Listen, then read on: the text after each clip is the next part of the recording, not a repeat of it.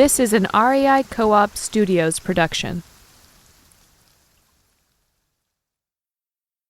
No matter how dark the night, no matter how fast you run, no matter what is chasing you, you'll be safe if only you can make it to the campfire. There it is, up ahead through the trees. We're waiting for you, but will you make it? This is the Camp Monsters Podcast. Our third full season will begin in September, thanks to REI and our sponsors at Yeti.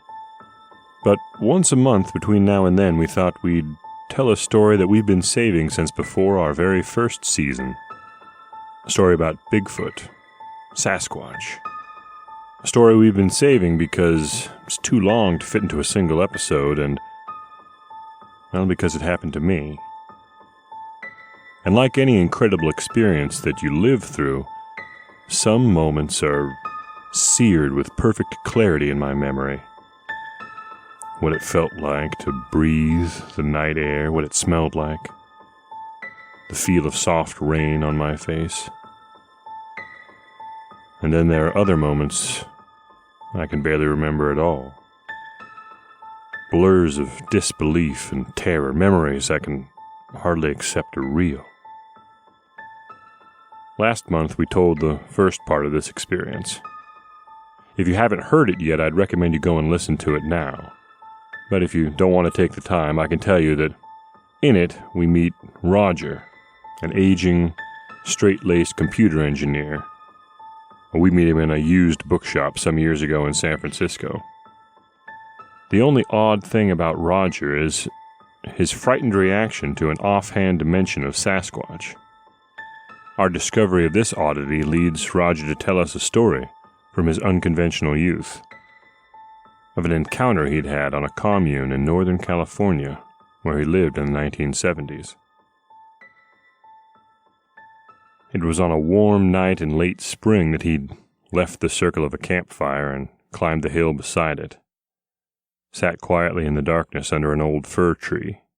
After a while he noticed the dim outline of a figure striding toward him through the forest, moving quickly and casting long shadows in what remained of the distant glow of the firelight. As it approached him, he had only an instant to decide whether to speak to the figure or to let it pass by. When Roger got to that part in the story he was telling, he turned his old eyes to me with a question in them. What would I have done if I'd been in his place that night? And I passed the question on to you. Would you have called out, or stayed quiet and still? Well, according to the responses we tallied up in the comments and from emails we received at podcasts@rei.com, the majority of you would have remained quiet. Well, that's very cautious of you, very prudent, just like Roger. On a last-second impulse, an instinct, a subconscious sense that something wasn't right, Roger stayed quiet, and he let the figure walk right past him. And as it passed between him and the distant fire, two things struck Roger. First was the silence. The figure made no sound as it moved. Listen to yourself walk across a room. Your clothing rustles, your feet make sounds on the floor. Now imagine walking through the woods at night, with only the dim light of the stars and some faraway firelight to go by.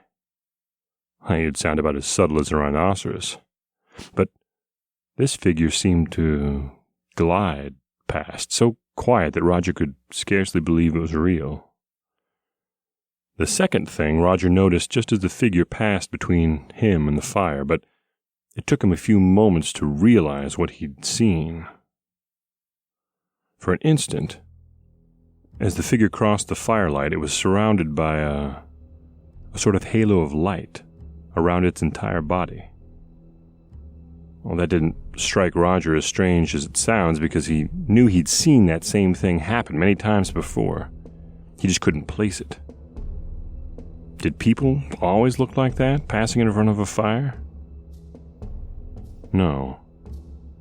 No, but suddenly Roger remembered what did. That big, shaggy mutt mix, one of the dogs that hung around the place. It liked to stay warm beside the fire, and if it happened to stand up between you and the firelight, its thick fur glowed like a halo all around it. This realization had just crept into Roger's mind when more and more facts crowded their way in. The figure had been tall, impossibly tall, now that he thought about it, as tall as that branch across the way, a branch that Roger would have had to jump to touch.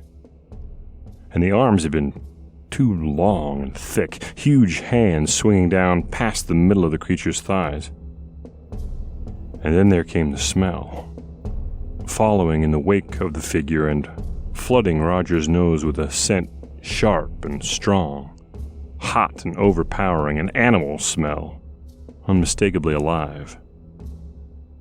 Roger sat up straight under his tree and peered eagerly into the blackness of the bushes that the figure had disappeared into. What he'd seen replayed over and over in his mind's eye, the moment when the silhouette had crossed the fire. Frozen like a photograph in his imagination, he saw it more clearly now than when it had gone by. The glow of the firelight on the fur that covered it, the thick neck and massive head rising to an oddly sharp ridge or peak, turned slightly toward him like it was glancing in his direction. The moment was so vivid in his memory that as he stared wide-eyed into the black thicket, the darkness seemed to reassemble itself into the shape of the figure, standing still in all its long-limbed inhumanity, its shaggy, massive impossibility. Roger moved to stand up, filled with excitement and a sudden impulse to get back to the fire, to tell the others of what he'd seen, to run with them down the length of the hill and see if they could head the creature off so maybe some of the others would see it too.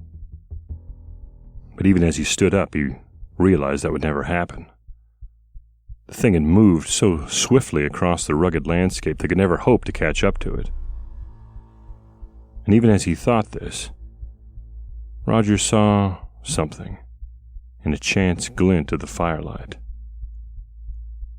There was a shadow within the shadows of the trees beside him where the thing had disappeared.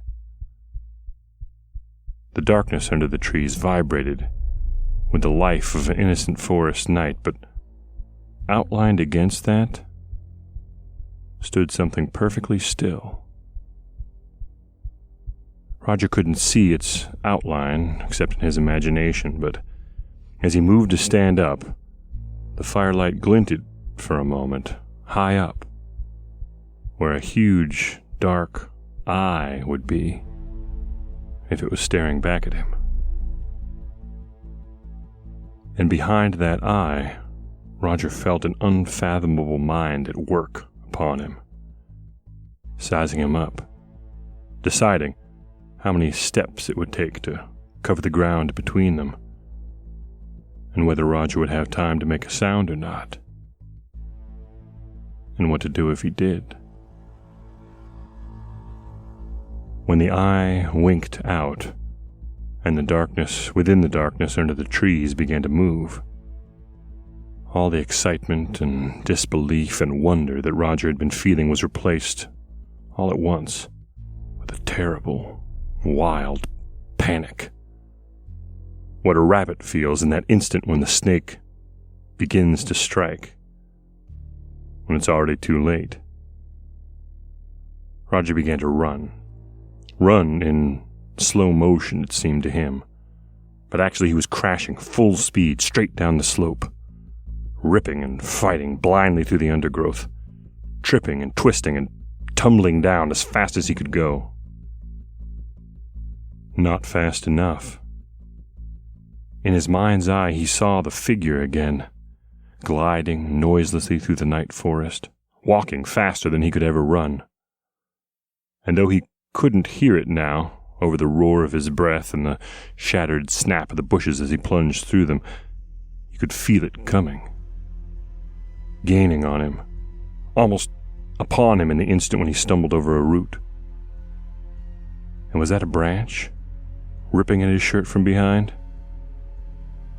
Or was the next thing he felt going to be a huge, hard, earthy palm closing over his face? In one last access of desperation, Roger screamed.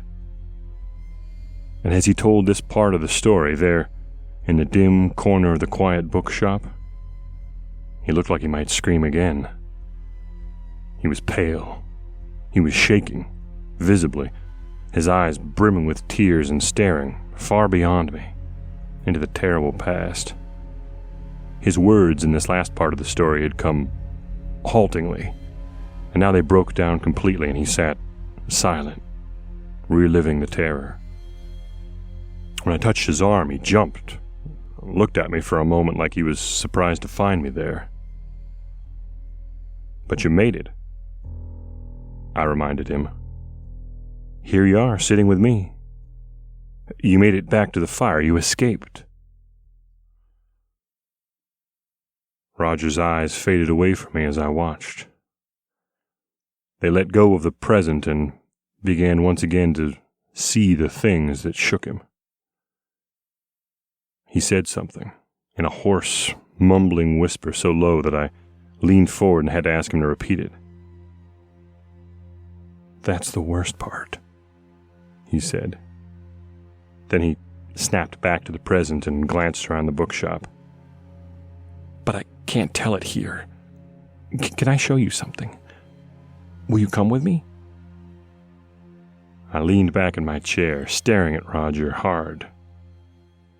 I didn't like the idea of wandering out into the city streets at night with him in this state, but maybe if you could show me whatever it was, maybe the crisis would pass. Maybe I could talk him back to reality. What would you have done? Would you have gone with Roger out into the San Francisco night? Or would you have tried to convince him to stay and finish the story there in the bookshop? Leave a review with your choice of action in the comments section if you're using a service that allows reviews, or send an email to podcasts@rei.com. And remember to subscribe so that you can listen in next month and find out whether we think alike.